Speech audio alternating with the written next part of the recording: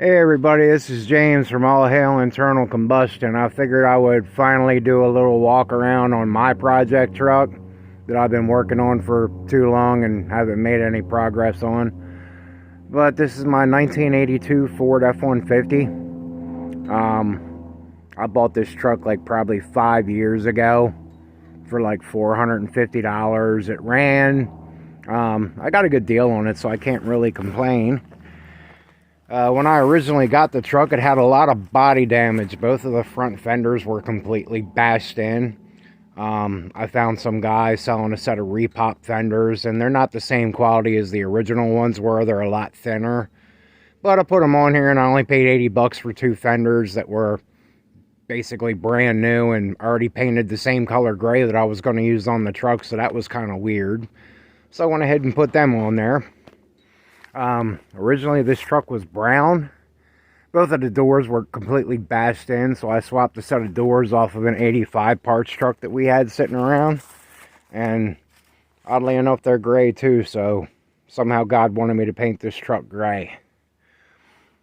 It's got a visor on the top of it that I picked up from a junkyard for 20 bucks, and yay, 20 bucks for a visor, because man, people are asking an arm and a leg for them things nowadays. And this is the interior of it. Haven't put the door panels on yet because I'm putting a set of speakers in the doors and a stereo, but they'll be going on soon. And on the inside of it, I got a decent set of bucket seats out of a Honda Accord that are actually kind of comfortable, so I put them in the truck. I did have to do some fabrication work to make some brackets to hold the seats up, but they are very solid seats. This one's power. I don't have any power hooked up to it yet, so it's pretty much, I'm the one that drives this truck when I drive, so it set up for me.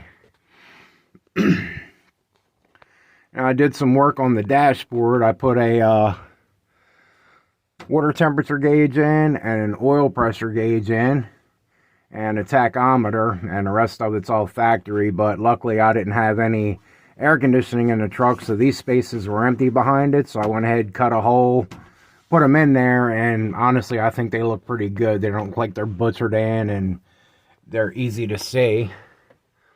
I've got a B&M hammer shifter that I picked up off of Facebook for I think like 75 bucks. Came with a cable, all the brackets. I still need to hook that in. And there's a sign my son got me at Carlisle or something like that, and I just went ahead and screwed it to the dash because I think brown is a very ugly color and I don't like it. So that covers that up, and this ain't ever going to be a show truck. And naturally my little tiny steering wheel. I love the hell out of these things. People laugh at it all the time. Oh, look at the baby steering wheel. But I happen to like small steering wheels. They're just comfortable to drive.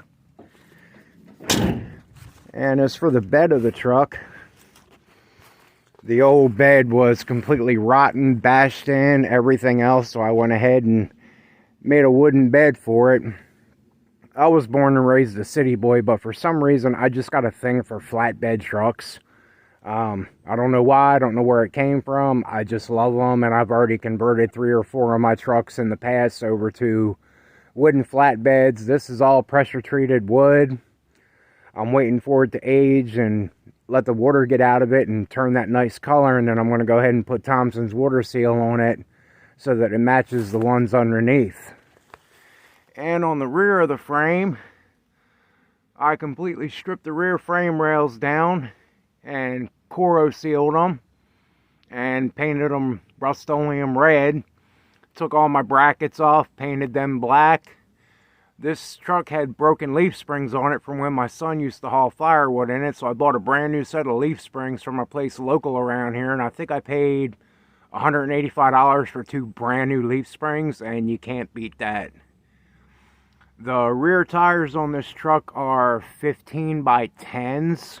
Supposedly they're off some old military equipment, but I picked these up with a old model A rear, I think it was, that I bought off of somebody for a project I don't have anymore, and I kept these rims because they're nice and fat. And I got a set of BF Goodrich's that I picked up used and had them popped on there.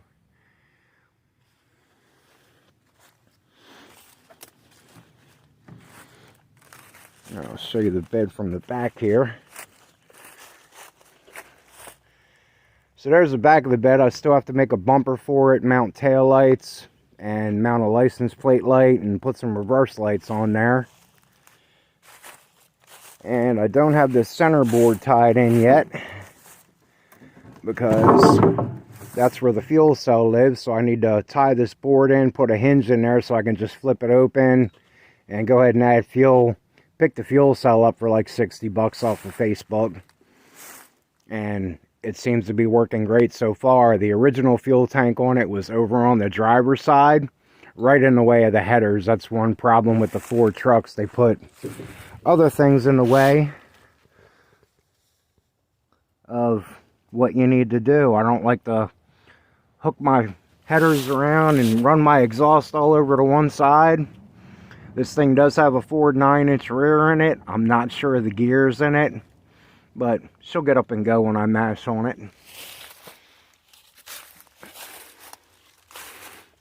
There's the other side of the frame. As you can see, she got a set of cherry bombs on her, but I have to get up underneath of it and do some pie cuts to the exhaust to bring them up a little higher, and then actually put hangers on them. This truck does have headers on it. There's the back of the cab.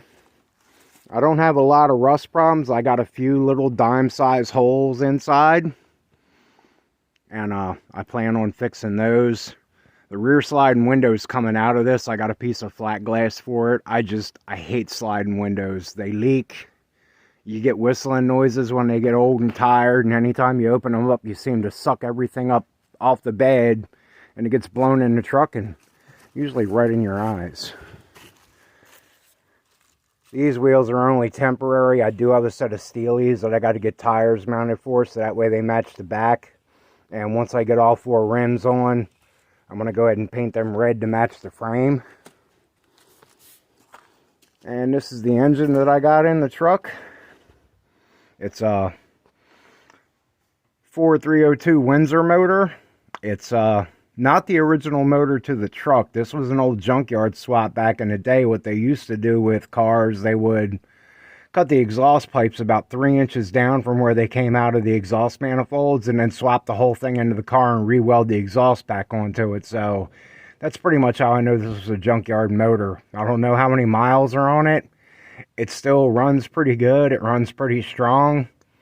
The upgrades I've done to it so far, I put a timing chain into it, new water pump, new harmonic balancer, got the Mickey Thompson valve covers on it, converted it over to HEI ignition, got a old Wyand 4-barrel intake on it, Edelbrock 500 CFM carb. I do plan on making that bigger once I put a cam into it, but I might be swapping a roller 302 in it that we're about to get.